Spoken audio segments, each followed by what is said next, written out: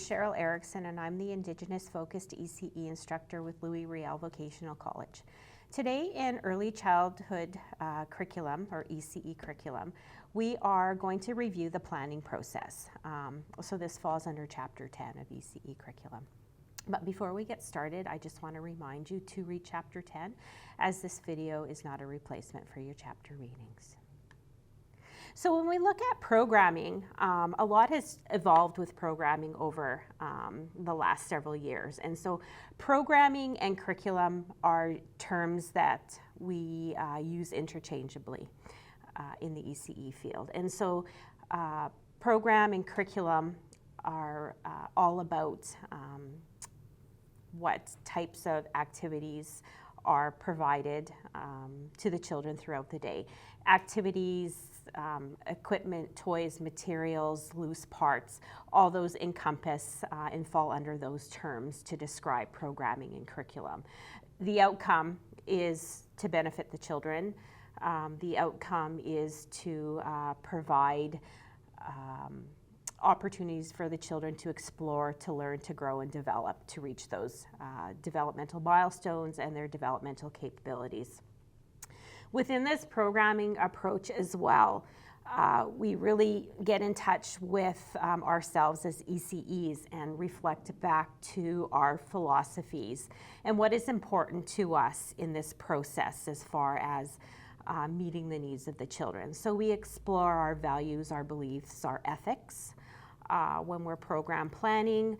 We also include, again, in that plan, the family's perspective and our co-workers' perspective on what's going to meet the needs of the children. What do we want to see in our program? What should this program offer to the children? So there's a lot involved in that process. And we also bring to light again that term emergent curriculum.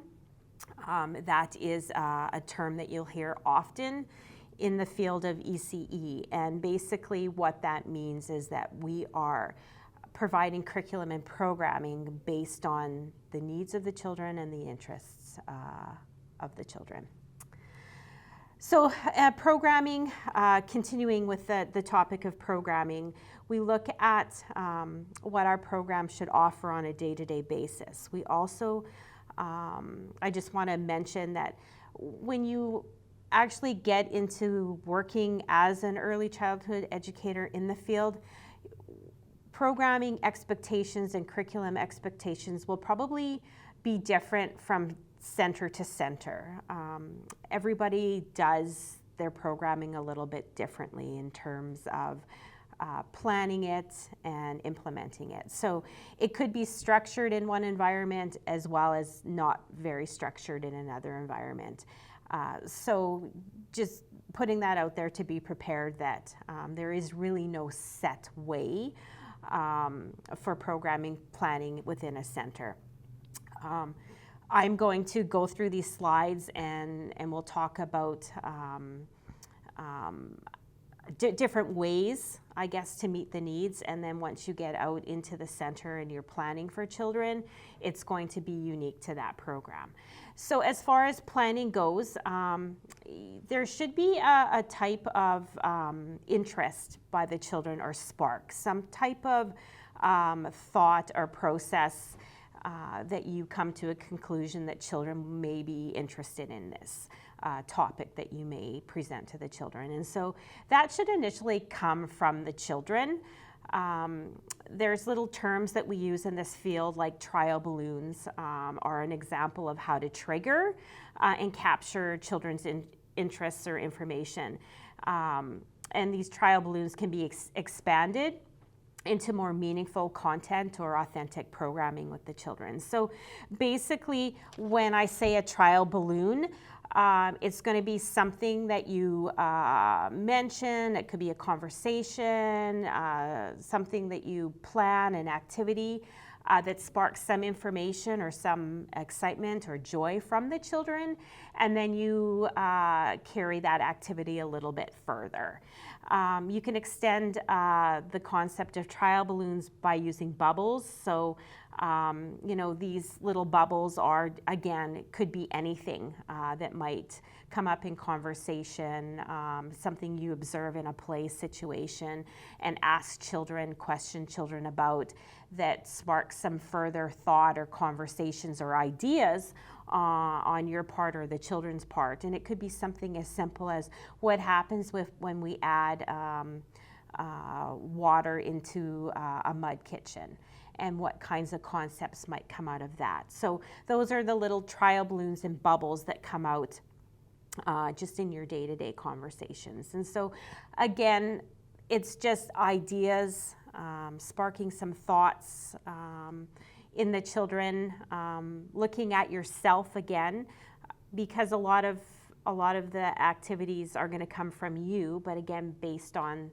interests that the children are showing. So you want to bring joy, you want to ignite that spark, those wonder, meaningful moments, sparking curiosity and further thought and questioning within the children, because again, that does expand their learning.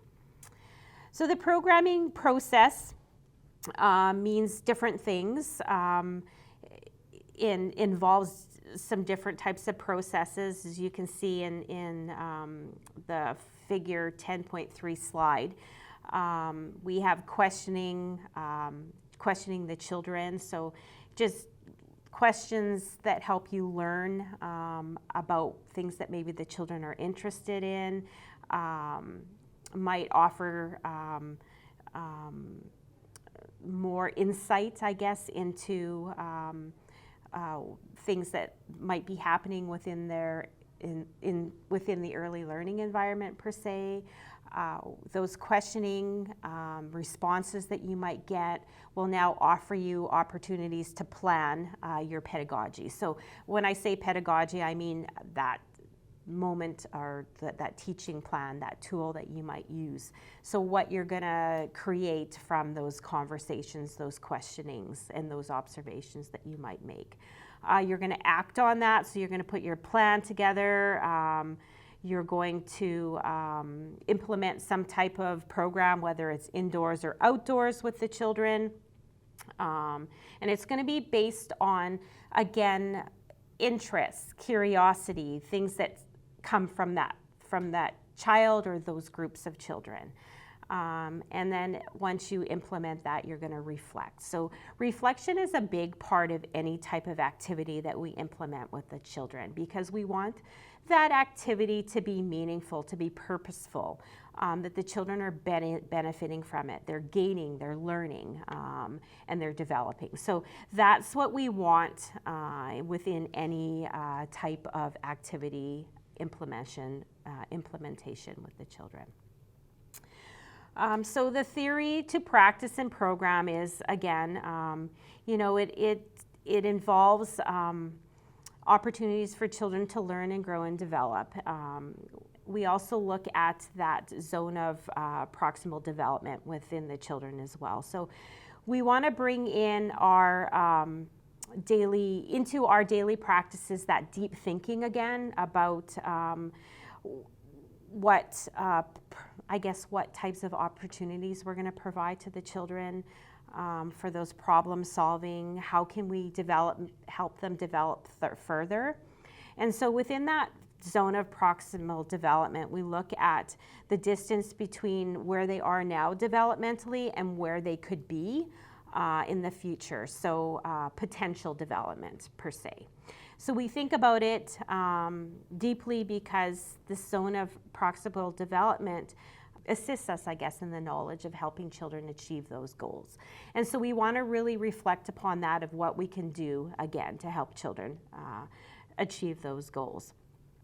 So for learning to happen, we can assist children in that. We can scaffold them, help them through a process to achieve greater knowledge or to meet another developmental milestone. And we can also incorporate this in our daily activities as well, or just our daily interactions, and using peers to help children. So we can have an older child help a younger child achieve a goal naturally. And so that could be just within a game that we might play or an activity that we might do, that a younger child learns how to do something from an older child. So again, that is a collaboration that involves us as ECEs, our coworkers, as well as the children. So we always want to keep those players in mind when we're programming in our daily practices. So negotiated learning is a big part of the Reggio Emilio type of process. It's a belief about uncovering, I guess, the interests of children and helping them to gain some further knowledge. So it is a continuous type of process in programming. We want to listen to the children.